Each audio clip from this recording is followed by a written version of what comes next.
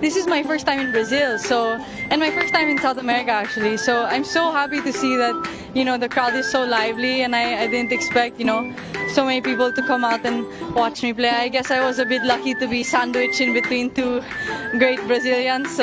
Kagulat World, year 2025 ang itinuturing ngayong breakout year ni Alexandra Alex Ayala.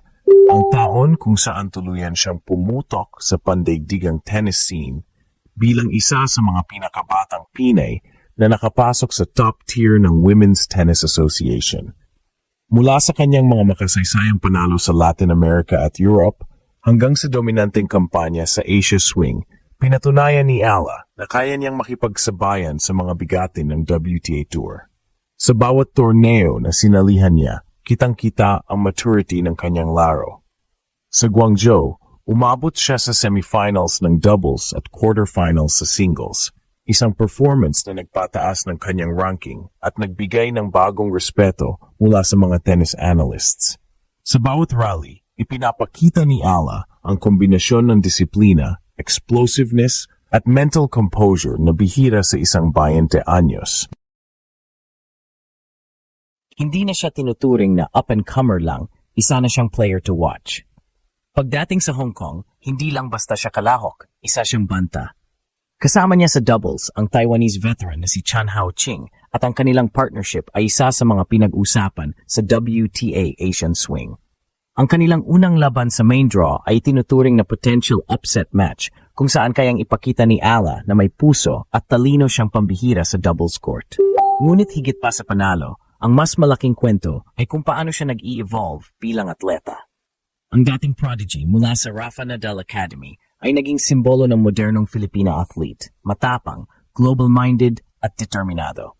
Sa bawat torneo, dala niya ang bandila ng Pilipinas at inspirasyon ng mga batang naniwalang kaya rin nilang makipagsabayan sa mundo. Sa social media, trending ang pangalan niya sa bawat laban.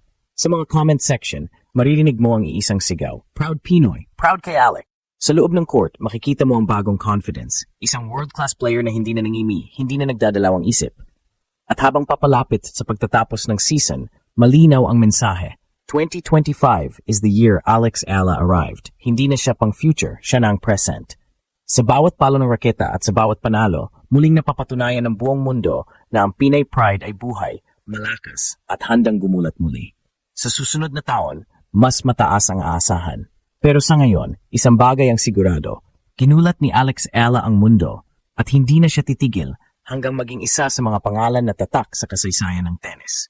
Mula sa mga clay courts ng Europe hanggang sa matitinding hardcourt battles ng Asia, ginulat ni Alexandra Alex Ala ang buong mundo na ngayong 2025.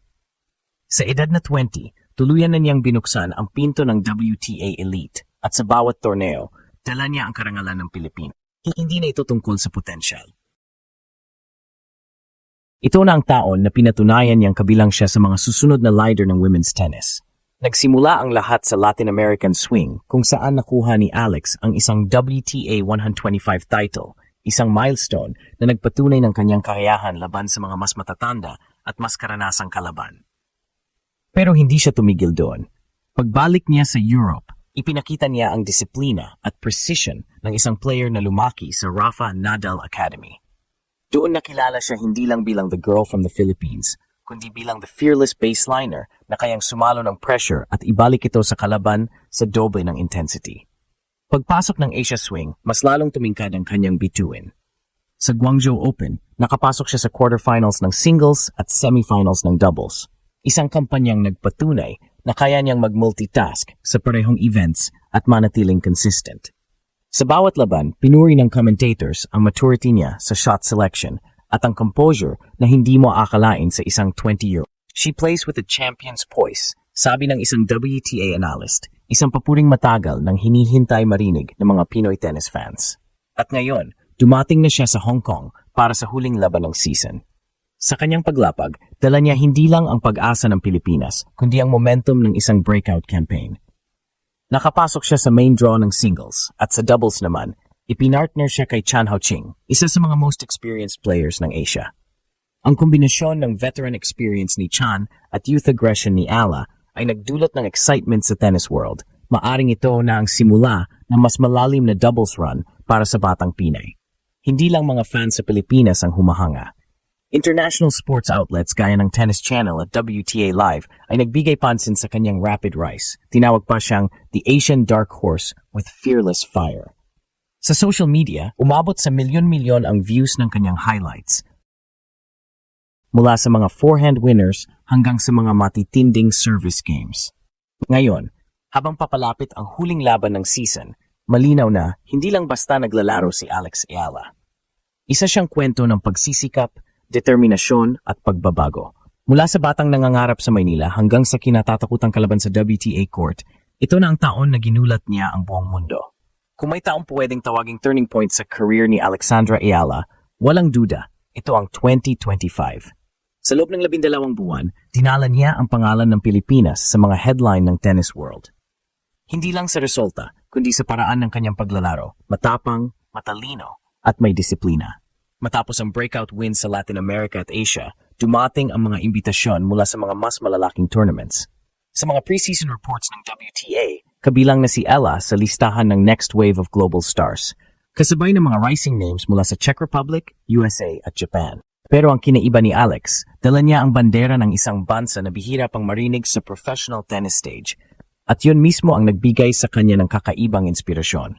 Every time I step on court, I want people to remember where I come from, sabi niya sa isang panayam. Sa bawat laro, makikita ang kombinasyon ng kanyang European training at Filipino grit. Ang kanyang left-handed forehand ay naging signature weapon, explosive pero kontrolado. Ang kanyang court coverage, isang resulta ng matinding fitness training at mental conditioning sa Rafa Nadal Academy. Ngunit higit sa lahat, ang maturity niya sa paghawak ng pressure ang tunay na nagpalayo sa kanya sa mga kasabayan. Hindi na siya basta umaasa sa natural talent. Ngayon, alam na niya kung paano mag-adjust sa momentum swings, paano bumawi mula sa breakdown, at paano manalo ng marangal. Ang kanyang doubles run ngayong taon ay nagsilbing patunay ng kanyang versatility. Sa pakikipagpartner kay Chan Hao Ching, isang veteranang doubles player, natutunan ni Ella ang kahalagahan ng communication at tactical discipline sa court. Ang kanilang teamwork ay mabilis na nag-develop. Si Chan ang utak, si Ella ang puso. Sa bawat point, makikita ang synergy na parang matagal na silang magka-partner. Sa labas ng court, lalong lumawak ang impluensya ni Alex. Lumabas siya sa ilang international features bilang isa sa mga faces of Asian tennis at naging inspirasyon sa mga kabataang atleta sa Southeast Asia. Ang kanyang presence sa mga social platforms ay palaging nakatuon sa motivation.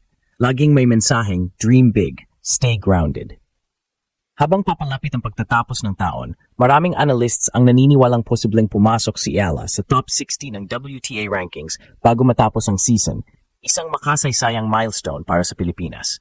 Kung mangyayari ito, magkakaroon siya ng direct entry sa mga Grand Slam tournaments sa 2026, kabilang ang Australian Open at Wimbledon.